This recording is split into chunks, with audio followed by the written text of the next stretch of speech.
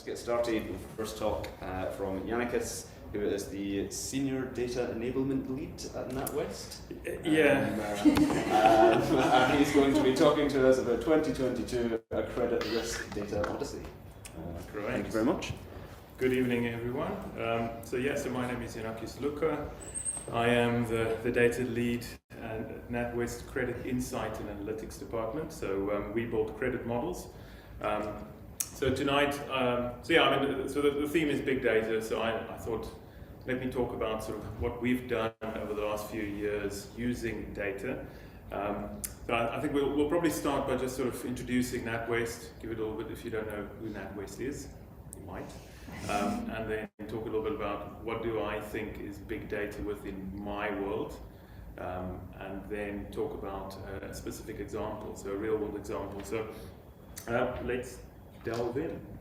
All right, so NatWest Group. So NatWest is a purpose-led bank. You can see our purpose on the left-hand side there. We champion potential, helping people, families, and businesses to thrive. So, if you want to know more about this, there's usually at the quarterly results, there's some really good content. The next one is due at the end of October, so I'd recommend going there. What I wanted to share with you tonight is to sort of say, we are a UK-centered bank. Our head office is actually in Edinburgh, so we have a big office at Gogarburn, but our head office is just around the corner here at St Andrews Square. So there's a beautiful building there, an old building. If you have never been in there, I'd recommend going in and having a look. It's almost like a tourist destination, really, really nice. We have 19 million customers across our various brands. You can see our brands are on the side as well. We process about 750 million financial transactions per month. We do about 100,000, we onboard about 100,000 unique customer data points every day from 200 different data sources. And we publish 30,000 real-time events across our different customer data processes. Tonight's talk is about credit risk though, so we'll be focusing on that. And this is where the bank is a systemically important part of the UK economy.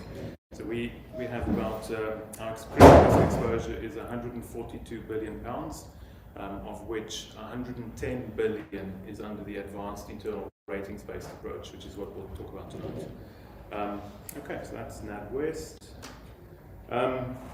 So what is big data? So not particularly a fan of the term big data, but I think it's very useful in sort of contextualizing this discussion. So I've put on the definition by Gartner.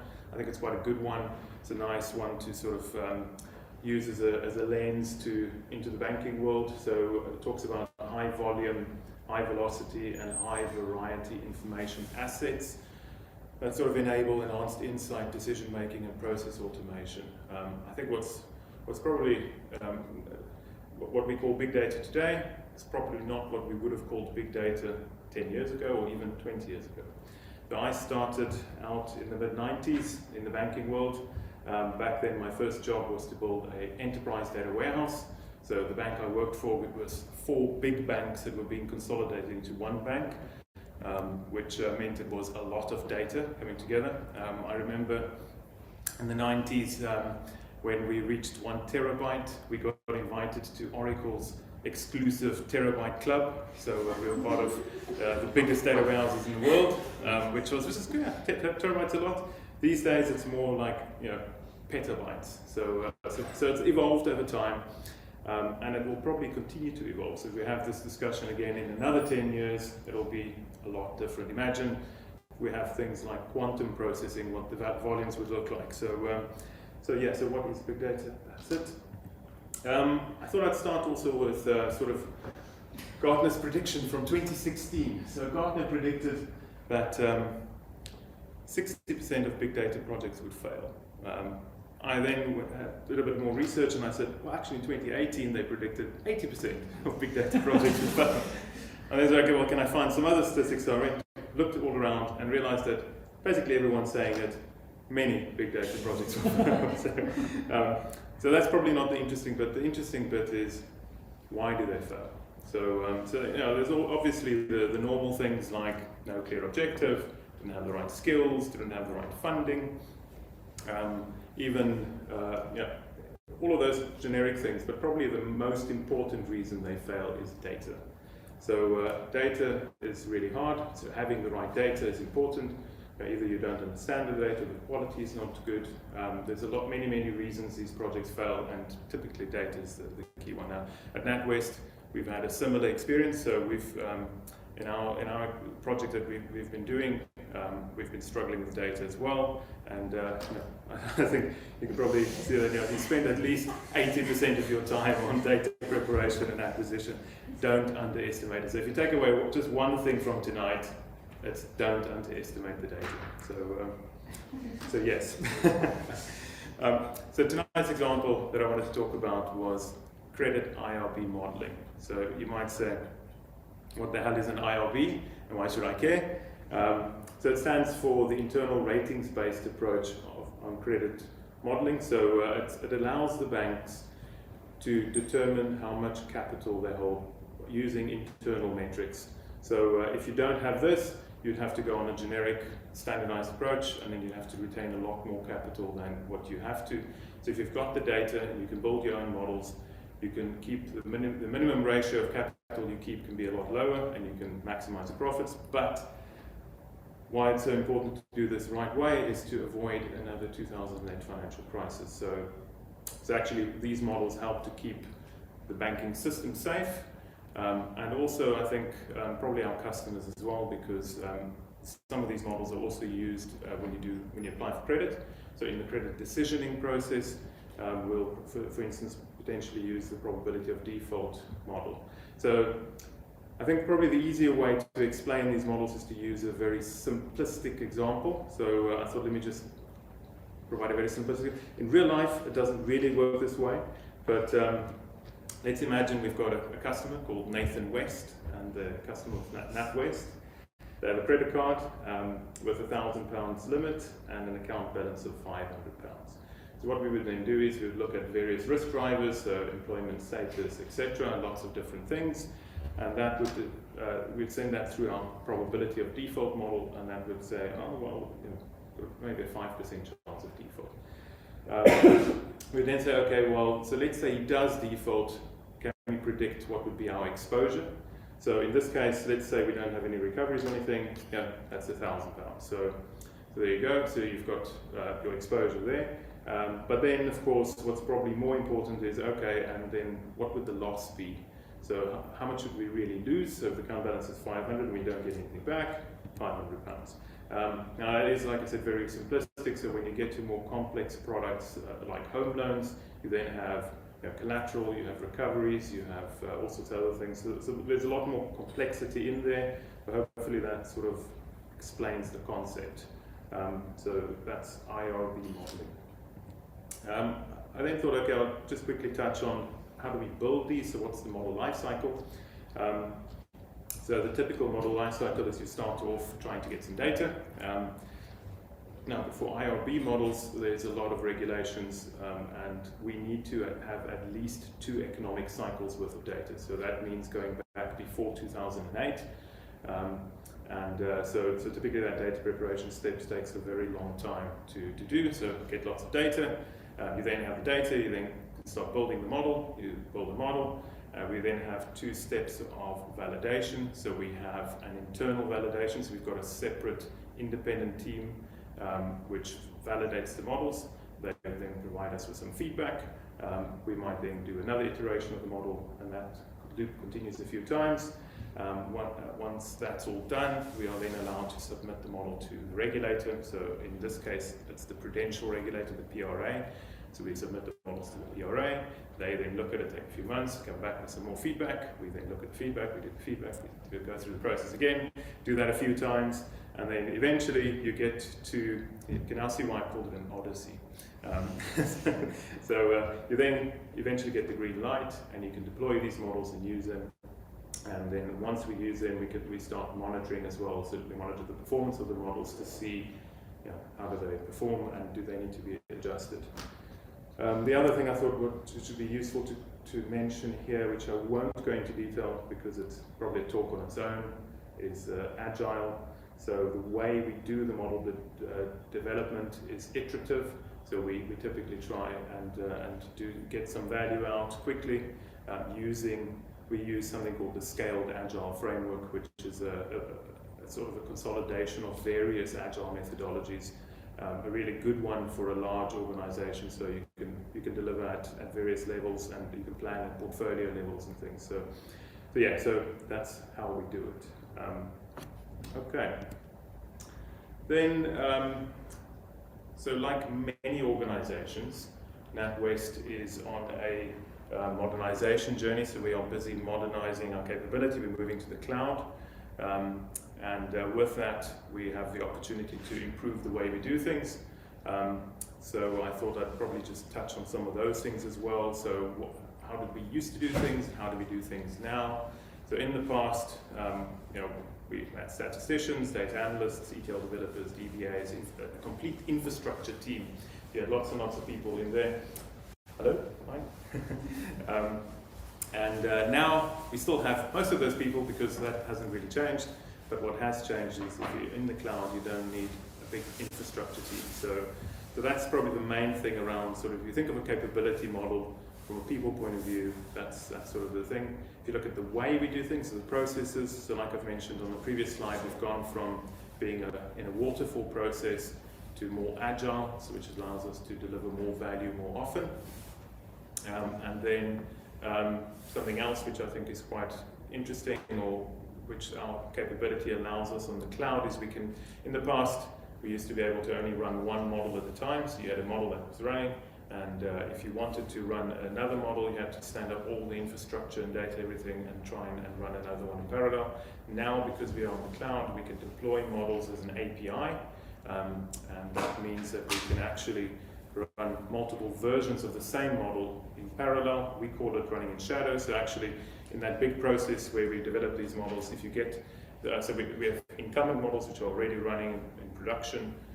We build a new one, and we can actually run that in shadow. So we can run it and see how this new one performs in comparison to the old one. So that's quite a big leap for us from a capability point of view. Then quickly touching on tools. So in the past, we had this limited and complex infrastructure. So it's actually, if you wanted new storage, you had to get approval for funding, and then you had to go through a process to acquire that. That's a hard drive, and then someone had to take a little trolley and roll it down into the server room and plug it in. And so it took a long time to get additional storage, for instance. So that was a very, very complex and limited infrastructure. Now we have unlimited infrastructure. It's a cloud, so it's unlimited. I do put a little asterisk there because it's not really unlimited. Depends on how much money you have. So, so you do get limited by the costs, but it's also now we can do something called infrastructure as code. So that's quite cool, because what you can then do is you can say, well, I want to run this model. So for this model, I'm going to stand up its own infrastructure by running a piece of code, and you specify the size of that using t-shirt sizing, so small, medium, large, or extra large. It stands up the infrastructure, runs the model, shuts it down, and you only pay for what you use. So that's quite good. And then the other one to mention there is, in the past we used to build models using SAS, for instance, and then when we deployed it, we had to deploy it using C++ or some other language. Now you can build it in Python, deploy it as an API, call it from anywhere, so you don't have to recode that thing. So that's actually quite a big leap of for us there from a capability point of view. And then finally, this talks about big data, so did get to the data eventually. In the past, we had very restricted depth and breadth, so we couldn't have all the history, we couldn't have all the fields, so we were limited in what we could use to build our models. We were also limited to just structured data, even though today we still only use structured data for these kinds of models, because that's what we have to do from a regulatory point of view. We now can use all the data. So in one of the models we've just recently built, we were able to use, we started off with 5,000 different data attributes over 15 years. So that is a very large, that's a very, very large data set, and we were able to process an entire data set, so not just samples and small little bits and pieces. So really big data in action there. Okay, finally, my last slide. So advice if you're embarking on a similar journey.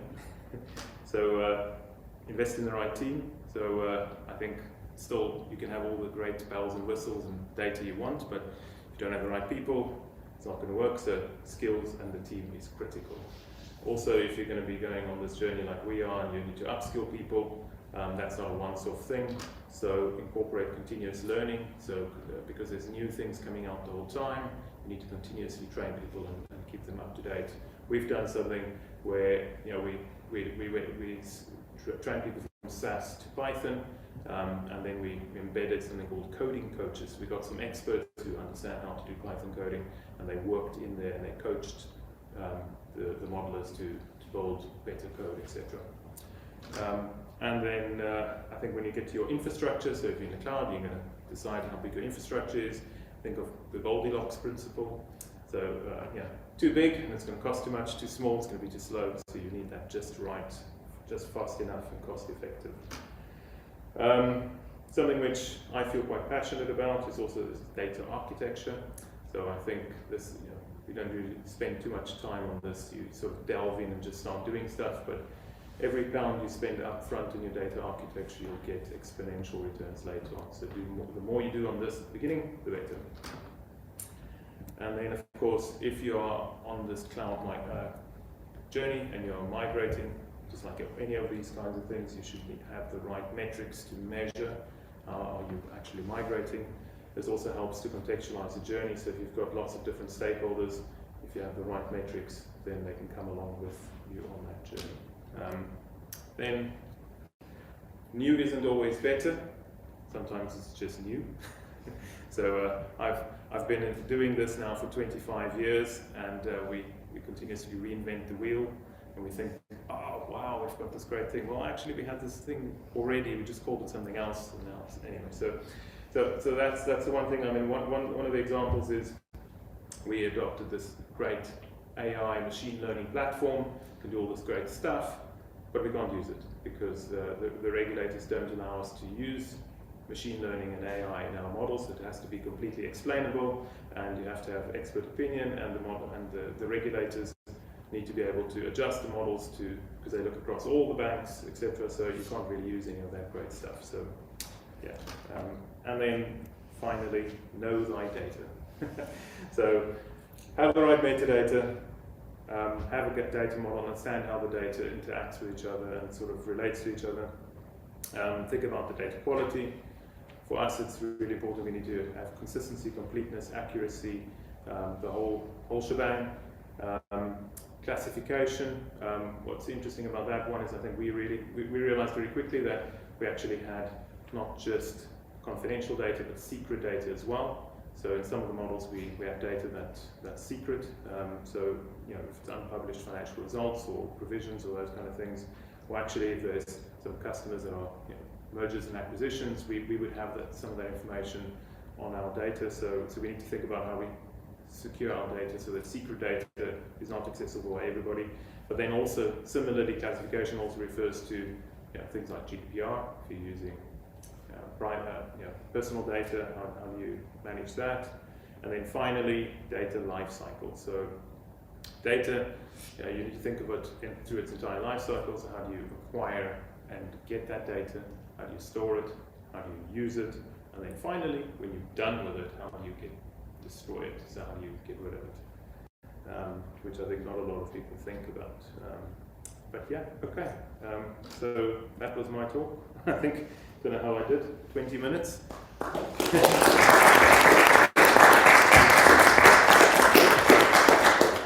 Yep, that was great. Thanks very much. Do we have any questions? We've got one from So you said that you're not able to use machine learning approaches for regulatory reasons. Where do they draw the line between statistical learning and machine learning in terms of what's allowed and what's not? I mean, it's quite a fuzzy area generally. I just wondered where that line is from a regulatory point of view. That's a very good question. I see a hand up there. Jake has experience. Yeah, I think. Well, my own experience. I don't think it's. I think the regulators are typically very slow in sort of adopting these new kinds of ways of working and sort of, so I think probably over time we will get there. I know within the bank we have a team that's looking at sort of our data culture and our ethics and explainability of models. So there's a big piece of work to actually try and understand those things. So I think if we get that done, we'll be able to explain a bit more what's actually happening in there, and then it should be acceptable. But elsewhere in the bank, in other areas, we are using it like crazy. So it's being used everywhere. Yeah, Jake, you. Yeah, you're perfectly right. Banks are using AI, machine learning, whatever you want to call it. The major issue is when it's customer facing. And a lot of people are working on the explainability both within, but also regulators. We have a regulator who is funding us to deal with the issue of explainability. A colleague in Italy is working on even further, which is not only explainability, but security, accuracy, fairness, and explainability, so that you can be safe. That's it. So we actually have within the bank we have a module, a thing called InfoSafe, and it stands for exactly that. So we've got the same. There's a big push to try and make things fair and ethical and trustworthy, I think. And when it comes to AI, I think it might not be. And I think in these kinds of models, I think if you have something which declines someone for a loan based on something which is unfair, might be true in the data, but the data might be biased. So that's not always a good idea. Good. Yeah, and AI models are going to be, in some contexts, more optimal than the standard logistic regression model, which is universally regarded as safe to explain from. But is it that safe to explain from? Good question. Okay, great. Thanks very much. I think we'll jump on to the next topic now. Time, but I'm sure there'll be an opportunity to ask other questions. And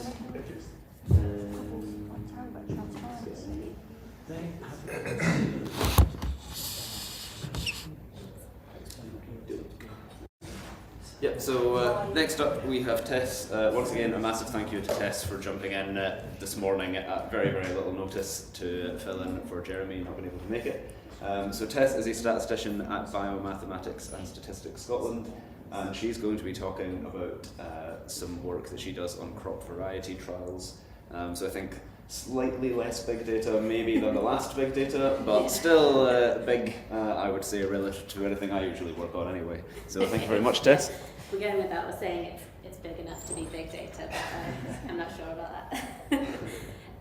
So just a quick overview. I've kind of cobbled this together from different talks, given that I was told I was doing this about lunchtime today, so we'll see whether I've got too many slides or I might just skip over some stuff. But yeah, I'm going to go through an introduction to UK variety trials, BIOS, and our role within the UK variety trial system, and then the kind of data that we're working with on a day-to-day or yearly basis, and some of the challenges that we're looking at the moment, some of the projects that we're investigating within the variety trial system. I probably won't get on to the invite project. I think that's going to be too much, but yeah. So, UK variety trials. So, within the UK, if a plant breeder comes up with a new variety and they want to be able to market it in the UK, they have to go through 2 years of testing. So, they have to test on the basis of value for cultivation and use. So, that tests the variety for like yield or its resistance to diseases, and then they also go through plant breeders' rights testing. So that's on the basis of distinctness, uniformity, and stability. So whether the variety is distinct enough from other varieties to be a new variety, whether it's uniform, whether every plant looks the same, this is a picture that I took when I went to visit Sasa a few weeks ago, and that's their kale trial, I guess. So you can see they all look the same of each variety.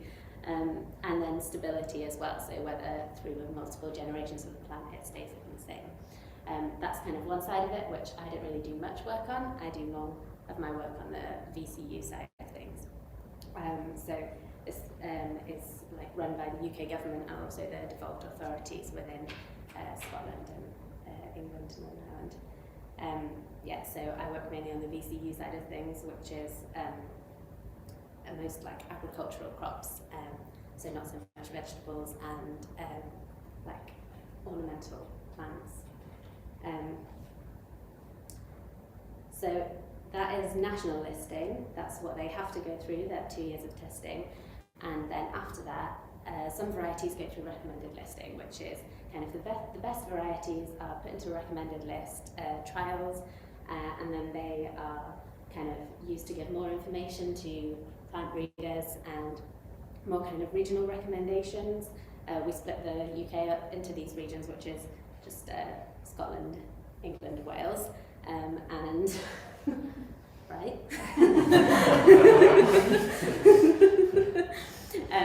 In terms of like how the weather affects each region, basically, we kind of say that one's really cold, one's really wet, and the east is just nice.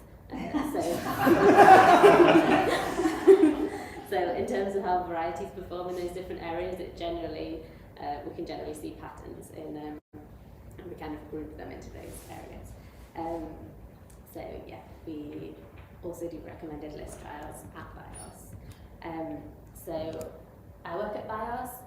Our role within the UK variety trial system is we do all the routine processing for all the UK-wide cereals, pulses and herbage trials, and then we do, so that's at the within trial level, and then we do for the within trial and the over trials level of potato trialling in the UK, because we love potatoes in Scotland. Yeah, and then we work a bit on troubleshooting advice for kind of all the other crops as well. We look at method development, which is kind of one we're going to talk about a bit this evening. We're represented on statutory committees. And then for the recommended list side, we don't do as much on that side of things, but we do the recommended list for herbage in Scotland, and then we kind of we give advice on an ad hoc basis on all the other recommended list trials that are run by AHDB. Which is the Agriculture and Horticulture Development Board. There's too many acronyms in this. So within BIOS, we have a kind of Edinburgh group and a Dundee group. I'm in the Edinburgh group, and we look at this side of things, so the variety trials side, the variety registration, and we work with SASA, who the nice kale Joe was taken at, and we work with SIUC as well. We also have a Dundee group within BIOS, and they focus more on the kind of plant breeding and crop research side of things. And we're kind of funded by slightly different people, you can see there. So this is my version of big data. I went up and counted them today. So in a typical yearly cycle, over our different crops, we process data from over about 140 individual trials that are spread over England, Scotland and Northern Ireland, for over 500 varieties of various different crops. Wheat is the main one. There are loads of wheat trials. Wheat is very important. I guess we need bread and we need beer. Wheat's for beer, right? And barley. But then, yeah, wheat, barley, oats, and then we look at pulses as well, so peas and beans, and then within herbage, lots of different kinds of grass, and then also potatoes. So, yeah, this is kind of what a variety trial might look like. You can see some of the plots have been taken out there, but that is the kind of thing that a variety trial would look like within the UK. So some of the current challenges that we're looking at BIOS within the UK variety trial system are shading effects within winter barley trials. some sort of spatial variation, looking into how that affects our trials, and also prediction of variety performance in future years, which is obviously a big question. So I'll just have a brief kind of overview of each of these projects, some of which are still ongoing. So just first a quick look at trial design and layouts. This is very relevant to lots of the things, lots of the projects that we're doing at the moment. So our trials are laid out in individual plots that are about 10 metres by 2 metres wide. So I should say this is all in Cyrodiil's trials we're talking about now. That is our main area of work. But yeah, you can see there, maybe those are slightly different trials that aren't 10 by 2 metres, but yeah, they're usually 10 by 2 metres, and the plots kind of border each other on the long side. We lay these out we design these trials using an alpha lattice design, so incomplete block designs. So we might have, we might have like 2, 3 or 4 replicates, so where every variety is represented within every replicate within a trial, and then within that we have these small blocks there. And the idea is that we give the trial operators at each individual site flexibility in terms of how they can lay out their trial. So they're allowed to kind of split their replicates up however they like, as long as they keep these small blocks together. So obviously varieties are tested in this system to give information on how they might behave in a field, but this isn't how a farmer would grow a variety in tiny little plots next to different ones of different varieties. So we have to make sure that we're representing them correctly. So the first project that we're looking at is shading within winter barley trials. So winter barley specifically has quite a large variation in heights between varieties. So the plant breeders were concerned that basically if a really tall variety is in a plot next to a really small variety, and then the sun shades the small variety next to the tall variety, that it might stunt the growth of the smaller one and give it an unfair disadvantage. So we had a look into this over the past year or two. So winter barley varieties are split into 6-row and 2-row varieties. So I think it basically means that how many lines of grain you have on each ear. Can you tell I'm not a plant person, I'm just a numbers person. But yeah, so they're split into 6-row and 2-row varieties, and then you also have 6-row hybrids, and this is the come in. this is a plot of the heights of each variety. So these are in centimetres, and the blue ones are 2-row varieties, orange are 6-row varieties, and the grey ones there are 6-row hybrids. So you can see that it is that it's usually the 6-row hybrids that are the very tallest ones, and 2 rows are the very smallest ones, but there is quite a lot of overlap there. But we were thinking that we could maybe use this as a kind of approximation to smallest ones are usually this, tallest ones are usually this. So there are obviously several possible ways to model shading. We looked at a variety-specific model, but that involved a lot of degrees of freedom for each variety. And we also looked at using real variety height data, because they do collect data on the height of each plot each year, which is obviously a really good way to model it, but for the first year of testing we don't have reliable height data. So we do for all the years after that, but for the first year of testing we'd be relying on the breeders telling us the height of their variety, and maybe they would just tell us that it was really small, so it would get put next to really small varieties, and then they would have an unfair advantage. We also look at including row types, so 6-row or 2-row, and then hybrid status, and then a combination of 6-row and 2-row, hybrid and non-hybrid. So we compared all of these models, and we kind of detected that there were shading effects within the variety trials, and then we kind of looked into how we might mitigate this, whether we might do it by statistical analysis or kind of changes to the trial protocol. Lots of those involve lots more money being spent, and therefore we weren't allowed to do that. But what we were allowed to do is that from next year, so from sowing 2023, the Winter Valley National List plans are going to be split into 3 sections. So they'll have a section for the 2-row, a section for the 6-row non-hybrids, and a section for the 6-row hybrids. So that does mean that we'll lose some precision there, because we won't have as many varieties being compared to as many other varieties, but it means that they'll at least be in those kind of larger groups that will give them less disadvantage against that will give the smaller ones less disadvantages. So, how am I doing? Maybe I'll go over this one and then skip the next one. Right, so another thing that we've been looking into is spatial variation within the trials. So obviously you can imagine that if a trial is maybe on a slope or maybe has kind of water lying at one end of it, that some varieties are going to be at a disadvantage again to others. And we're looking at kind of modelling this spatial variation within the trials to kind of account for that and make sure that we're not giving some varieties a disadvantage.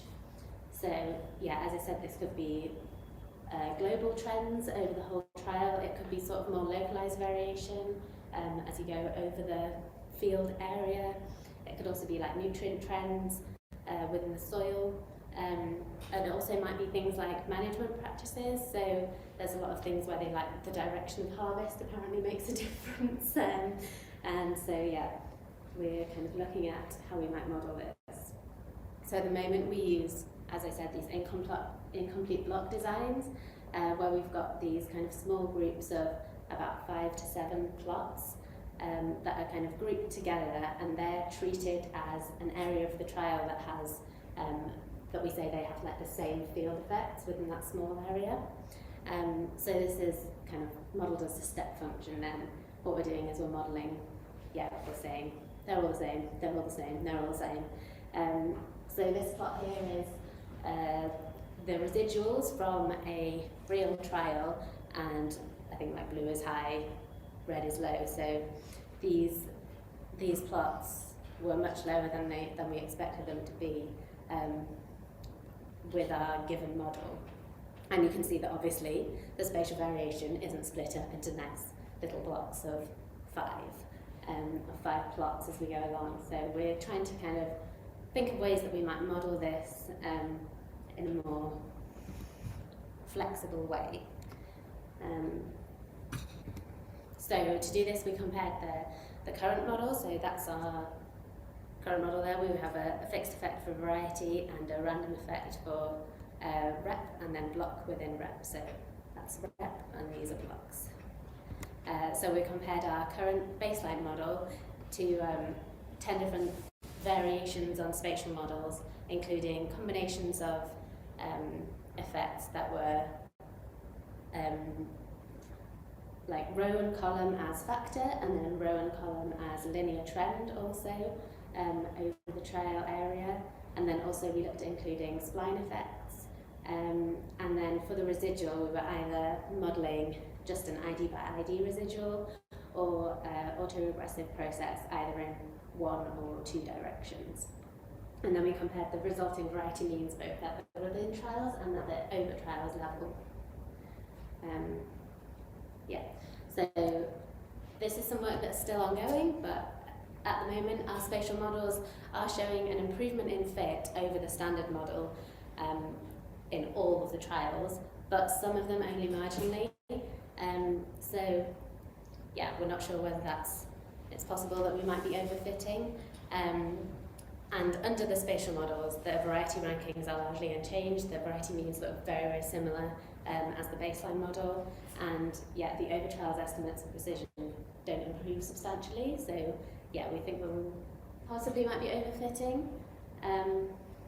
Yeah, and we do have spatial variation, but there are lots of practical considerations in terms of if we were to move to a spatial model kind of way of analysing our trials was in Australia. They're kind of a bit further ahead than we are in their variety trial system in Australia, and they use like a model selection process on each individual trial, which I guess you have to be quite transparent as you're doing that, because the plant breeders need to know that their variety is going to be treated fairly.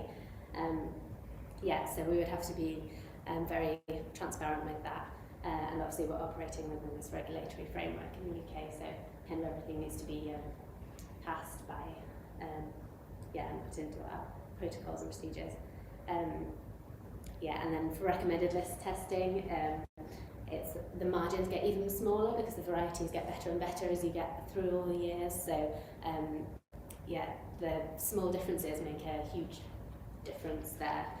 So we need to maintain the confidence of the plant breeders in our decision making. So I'm going to skip through this one because of time. Sorry, Ailith's trying to keep up on the slides. Thank you.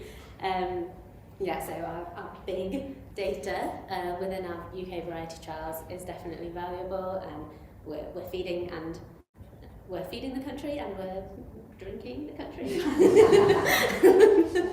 We've got a lot of whiskey production that's kind of reliant on this. There are lots of challenges, but we have a system that works, and we're kind of trying to make incremental improvements as we go along. And that is me. Thank you.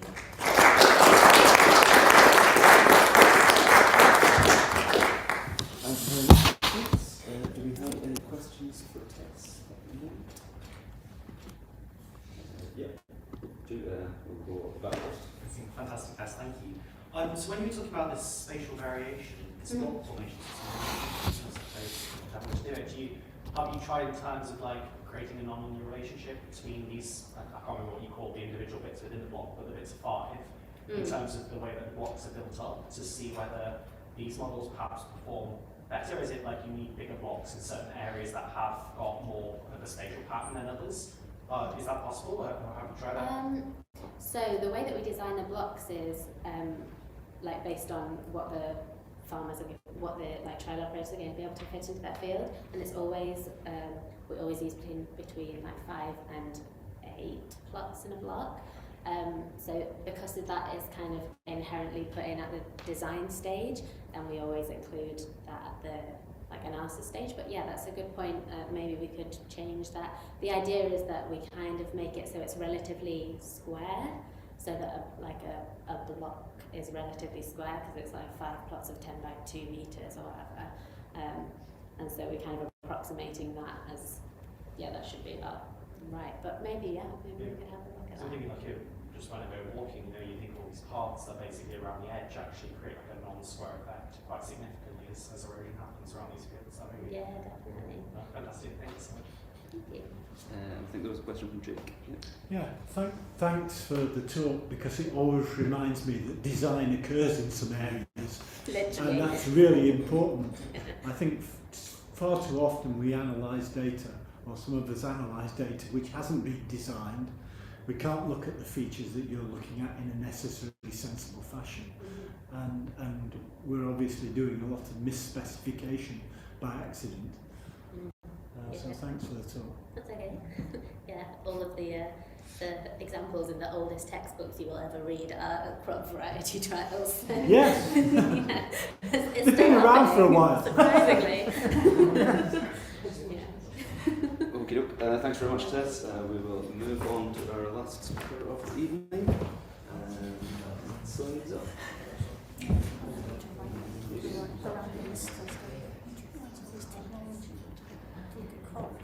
Not people. Our last speaker for this evening is Ailith. She is a group leader and Chancellor's Fellow at the Institute for Genetics and Cancer. It's part of the University of Edinburgh, and she's going to be talking about a window into genomic data science for precision medicine. So whenever you're ready. Thanks, Ailith. Thanks. So completely different again. I am going to be expanding on the volume of data, but perhaps not the organisation. I'm Ailith. I am basically a human genetics unit, but also I have a joint affiliation with the Cancer Centre, so very much fit in both camps. And I'm very much talking from a sort of medical research perspective. I lead a statistical cancer genomics group, so fairly interdisciplinary, but the stats are going to be a little bit light in this talk, so I do apologise for that. Okay, so the main sort of goal of my group's research is really to how we use the large volumes of genomic data for precision medicine. So what I mean by that is we're interested in looking at cancer, so we're typically looking at cancer patients, taking samples from their tumours during surgery, extracting the DNA from those tissue samples, sequencing the DNA, and hoping to use that DNA to identify groups of patients whose disease might respond differently to treatment, might progress differently, or patients that have different clinical outcomes, so they might have different lengths of survival or time to progression, etc. And by understanding these differences in quite a heterogeneous group of patients, cancer unfortunately is not just one big thing that we can cure, it's actually a million different diseases, which makes it incredibly difficult to treat. But hopefully by understanding some of that heterogeneity in groups of patients, we can then give them the right drugs at the right time to treat their particular tumours. So that's the goal. In terms of data, all the data is coming from DNA in the case of genomics. And the way we get from our DNA molecules to our data is that we sequence our DNA, so we read the DNA. And what we get out of that is the sequence of bases, is what they're called, but we denote them by letters, one of four, A, C, G, or T. And we get very, very long, vast quantities of data, which are this sequence of letters. To give you an idea of scale of how much or how long these strings of letters are, genomic data science in the next decade is predicted to generate up to 40 exabytes of data. I can't even think about what an exabyte is, unfortunately, like in your head, but to try and kind of visualize that, if we think about all of these sharks under this boat, each of these sharks is 100 million gigabytes of data. We can kind of visualize what we think a gigabyte is, or things that might relate to a gigabyte. If each of these sharks is 100 million gigabytes of data, we need all of these to talk about 40 exabytes. So we're really talking about huge volumes here. So the challenge now becomes not how we generate these huge volumes of data, which I think anyone would agree is probably big, but more what we do with it and how we work out what's important in that volume and how we use it actually, in my case, for a patient benefit. So what did we do with these big long strings of letters? The part of the strings of letters that are interesting, if we're thinking in terms of a filter, which parts we're interested in, is that in tumours, they have lots of mistakes in their sequence of DNA. And by mistakes, I mean differences between the sequence you get from tumour cells and the sequence you would get from normal cells. So if you were to sequence the DNA in your blood, for example. The tumours are different in lots of places throughout the whole genome, so the whole volume of DNA in the cells. You have lots of these you think of them kind of like typos or mutations, where there's a single change in a letter. And that can be quite important for the tumour and can have big impact. So for example, depending where these little typos are in the genome, they can, if you think about a red bull, they might speed up the tumour's growth. So they might be in a place in the genome that if you have that little change, that means that cells grow really rapidly and divide and expand much faster than they should do, and that ideally we would want them to from a patient perspective. Or they might have an opposite effect. They might be in a place that puts the brakes on that. So when it's normal, so when there's not a mistake, the speed of cell growth is nice and steady and normal. But if you implement a change, then it speeds up. So you're losing that brake in your normal cell.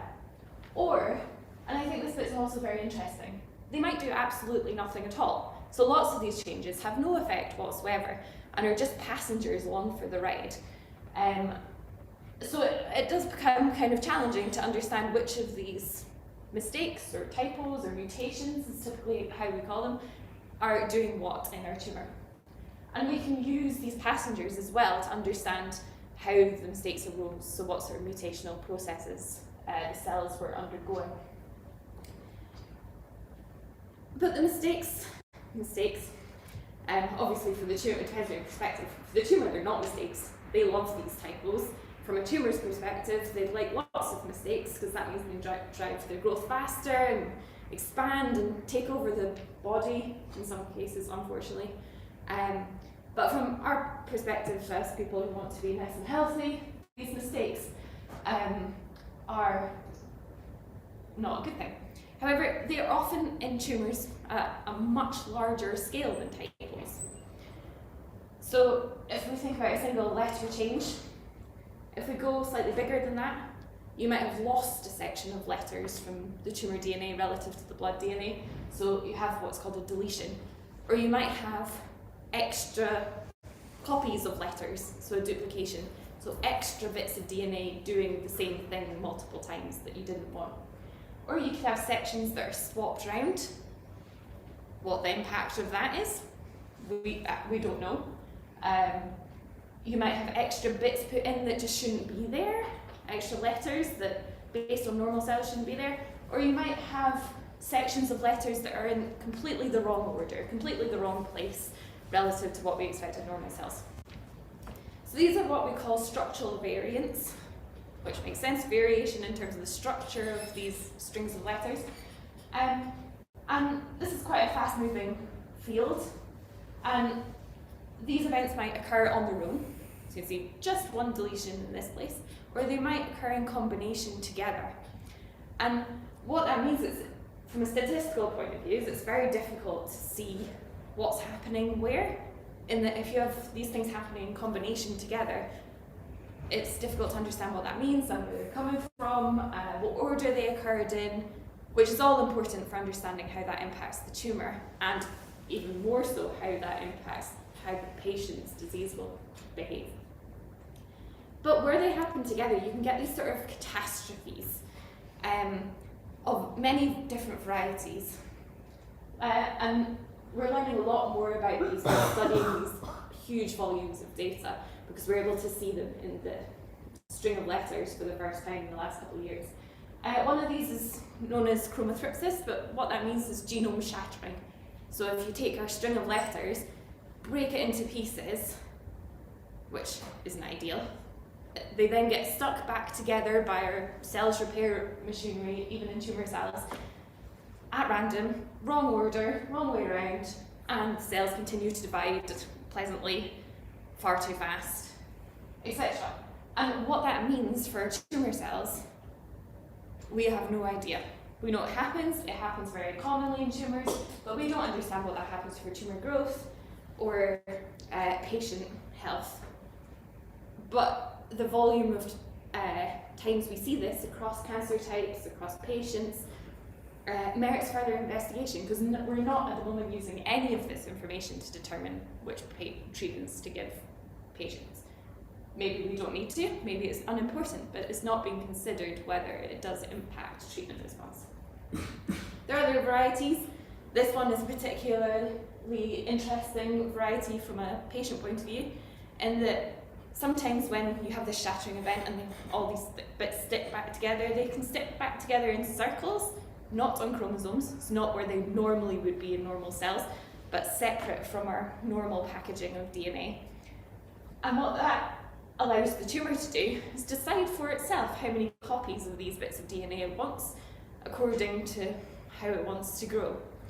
And we think that these sort of extra chromosomal, so not on chromosome sections of DNA, can lead to increased patterns of resistance to treatment, because the tumour is able to react to the drug a lot faster, because it doesn't have to change things at a chromosome level, it can just say, I want more copies of this, because that means that I will be more robust to the treatment effect. So basically we need to understand these events better, because we don't understand them to date, and now for the first time with all this data and extra ability analytically to pull out the bits of data that matter, we're beginning to understand what the clinical impacts of these events are.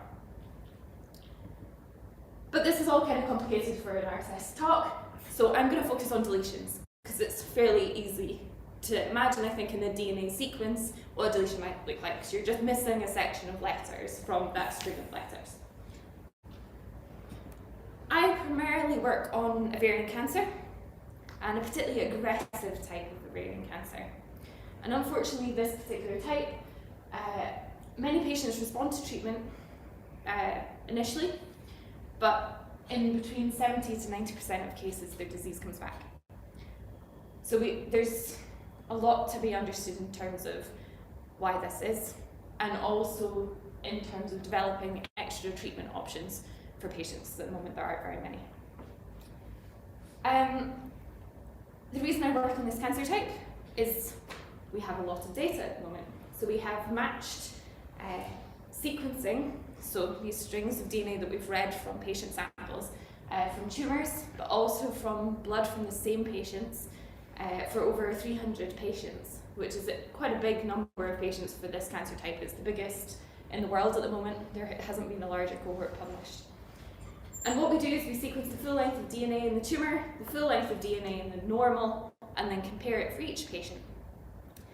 We also have a lot of clinical follow-up data for these patients, so we know what stage of disease they had when they were diagnosed, how old they were, how long they survived for, what treatments they were on in some cases.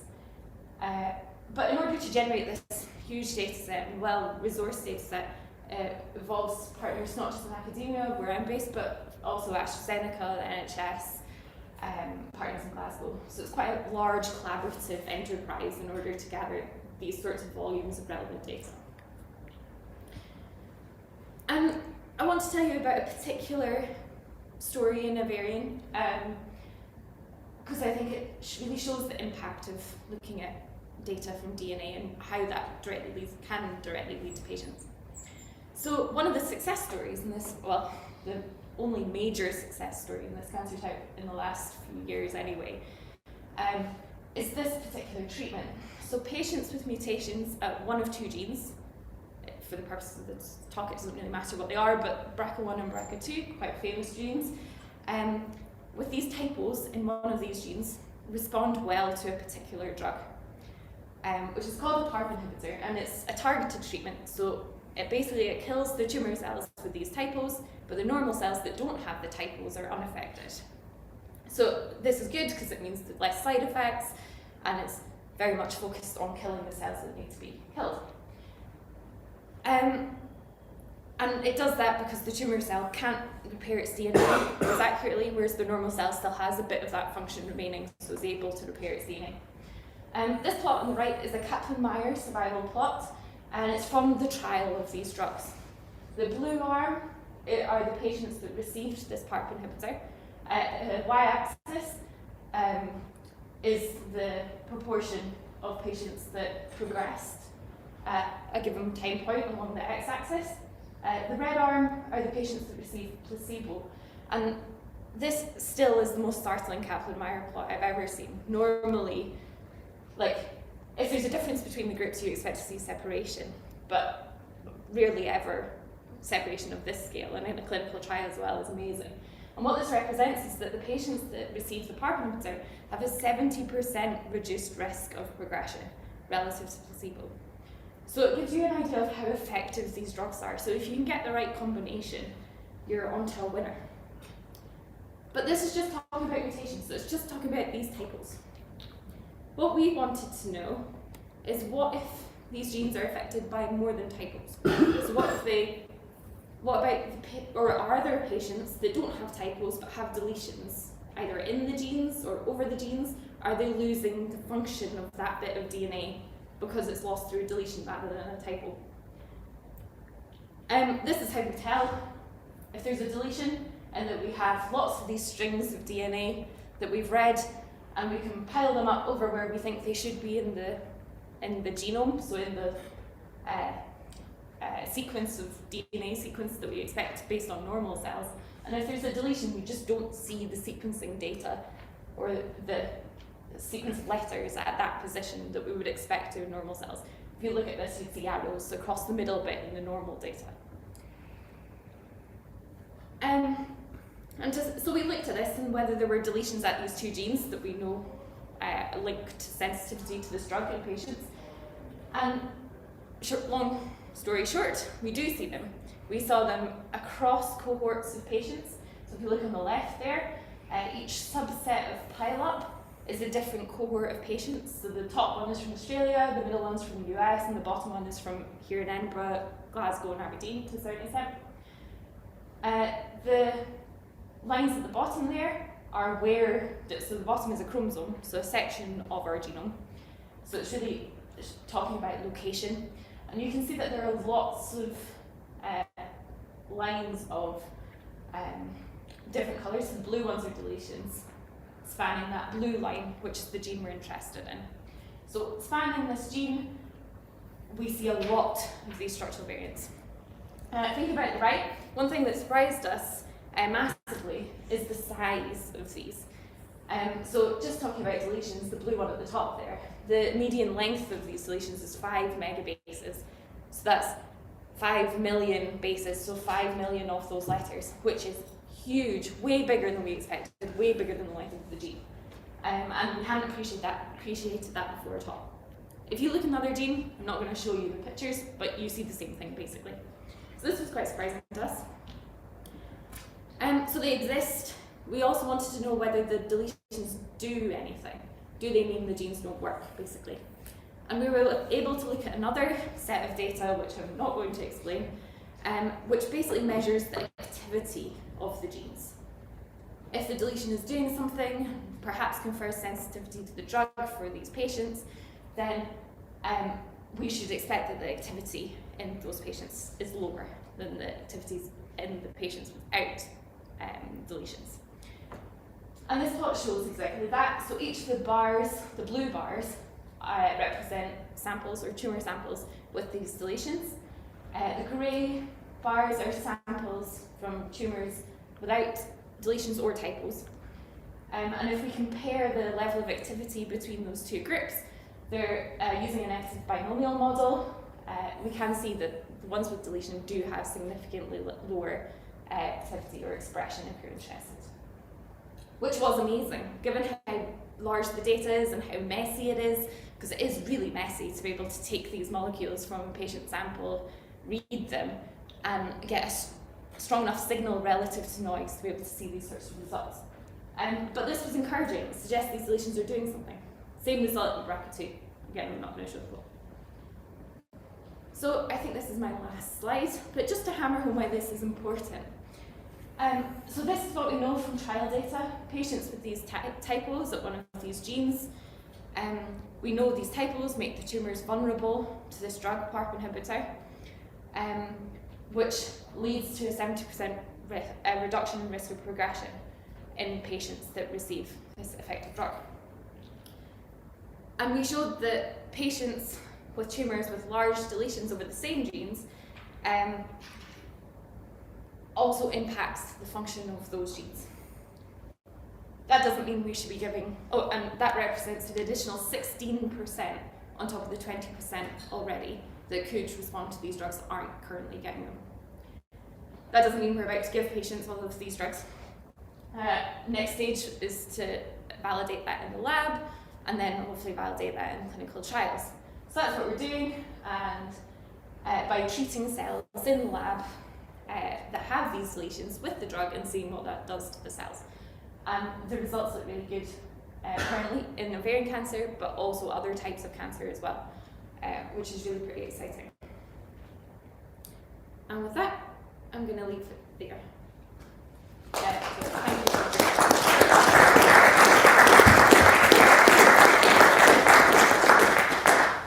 Thank you very much, Ailith. Do we have any questions for Ailith? Yeah. First of all, thank you so much for what you're doing. It's always a dream to go into something as useful statistically as facing cancer, so thank you. Just for that, the Kaplan-Meier plot that you had, with it being such a big, such a big difference between placebo and yeah, trying for 4 years was not an ethical thing about why are people still on the placebo when you know it's that much better. Do you comment on that? Yes, there was some crossover, I think, in that trial.